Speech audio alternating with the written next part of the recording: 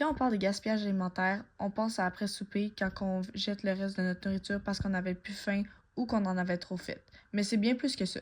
Saviez-vous que 32% de la nourriture est perdue pendant sa production, que 10% est perdu dans sa transformation et 13% lors de sa distribution? Aujourd'hui, on en parle plus en détail avec un gestionnaire des opérations chez Frodon, une entreprise de distribution des fruits de mer. Je vais me présenter un petit peu. Je m'appelle Luis Ospina, je suis l'oncle de Camilla, comme vous le savez. Poste de vice-président des opérations chez Frandom.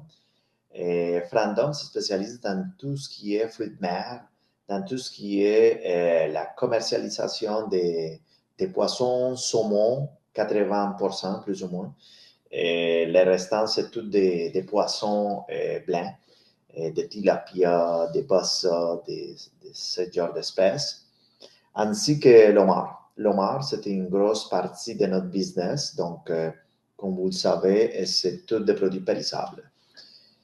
Selon le ministère de l'Agriculture, des Pêcheries et de l'Alimentation, la durée d'entreposage des poissons gras crus comme le saumon et la truite est de 1 à 2 jours et pour les poissons maigres crus, elle est de 2 à 3 jours.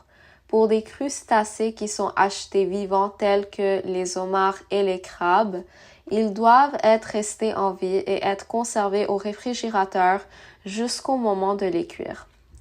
Les réglementations que l'on retrouve dans le site web du ministère de l'Agriculture, des Pêcheries et de l'Alimentation du Québec mettent en évidence que la durée de pérennité chez les fruits de mer est très courte et leur conservation, leur préparation et leur cuisson doivent être faits rigoureusement afin d'éviter les pertes. Ils ont aussi très peu jours de pérennité avant qu'ils soient consommés. Toutes les raisons énumérées peuvent expliquer pourquoi un distributeur de fruits de mer comme Frandon Seafoods peut avoir des enjeux de manipulation et de logistique. La chaîne FIFO First In First Out est une méthode de gestion des stocks qui consiste à vendre en premier les stocks les plus anciens avant de vendre les plus récents. Capable de s'organiser une chaîne FIFO. Premier arrivage, il doit sortir en premier pour production et distribution. Mettons qu'on a trois arrivages par semaine, mais les trois arrivages, si celui qui arrive va être facile, lundi, mercredi, vendredi. Et celui qui rentre lundi, il devrait avoir pu, mettons, mercredi. C'est le premier à prendre pour être capable de les mettre sur la chaîne production. Ensuite de ça, mercredi et en finissant vendredi. Les pertes d'aliments se produisent tout au long de la chaîne d'approvisionnement. En effet, selon Environnement et Changement climatique Canada, les causes du gaspillage alimentaire lors du transport et de l'entreposage sont le contrôle inadéquat de la température et de l'humidité, les pertes lors des transferts, les retards de livraison et des dommages durant le transport qui sont actuellement les obstacles empêchant une réduction plus importante des pertes alimentaires chez Frandon Seafoods. Nous avons une certification SQF, laquelle c'est un équivalent d'ISO. Les normes SQF, Safe Quality Food, sont un ensemble de normes de sécurité alimentaire reconnues par la GFSI, Global Food Safety Initiative. Elles sont conçues pour garantir que les aliments sont produits, transformés et manipulés selon les normes de sécurité les plus élevées. En plus des quotas de pêche, dans la réglementation, on y retrouve la saison de pêche, car certaines espèces ne peuvent pas être pêchées durant toutes les saisons, et les zones de pêche, car certaines sont définies pour protéger les habitats sensibles et les espèces en danger.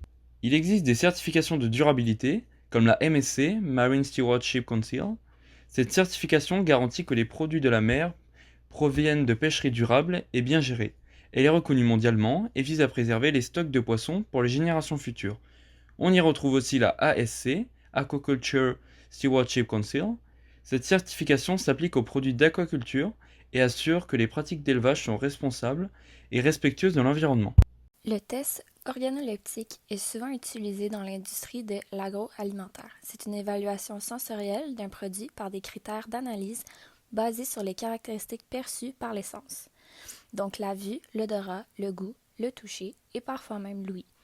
Dans le cas de l'entreprise, il se concentre principalement sur l'aspect visuel et olfactif, puisque ce sont les indicateurs clés de la fraîcheur d'un poisson et autres produits de la mer. En ce qui concerne le mode de destruction utilisé chez Friend Seafood Inc., la plupart des produits inadaptés à la consommation humaine, mais utilisés en alimentation animale, sont envoyés à une compagnie partenaire en Ontario qui achète les têtes et carcasses de saumon pour produire de la nourriture pour chiens et chats. Pour ce qui est de la collecte de déchets alimentaires pour animaux, ceux-ci sont envoyés à des instituts comme le Jardin botanique et le zoo de Granby afin que les animaux puissent se nourrir des restants alimentaires. Dans le cas de surplus de produits, le tout est géré par le département de vente. Ce département offre alors des rabais ou des promotions pour les restaurateurs afin de vendre le surplus. Pour les plus gros clients comme IGA et Metro, le département de vente peut alors s'organiser à vendre la marchandise en surplus à un coût moindre. Finalement, en dernier recours, les employés de Friend Seafood Inc. peuvent alors bénéficier des produits pour leur consommation personnelle. En conclusion, une compagnie de fruits de mer qui parvient à réduire ses pertes à plus de 90% reflète non seulement une gestion responsable de ses ressources, mais également un engagement fort envers l'éthique et la durabilité. Grâce à une rigueur de travail importante et à une stratégie axée sur l'efficacité des processus, cette entreprise démontre qu'il est possible de concilier rentabilité et respect de l'environnement. En minimisant les pertes, elle contribue activement à la préservation des ressources naturelles, tout en offrant des produits de qualité aux différents clients et consommateurs. Nous espérons que l'éthique de travail de Friend Seafood Inc. servira de modèle et inspirera d'autres entreprises à suivre la même voie. En mettant l'accent sur la réduction du gaspillage alimentaire, elle montre qu'il est non seulement possible mais essentiel de concilier rentabilité et responsabilité environnementale.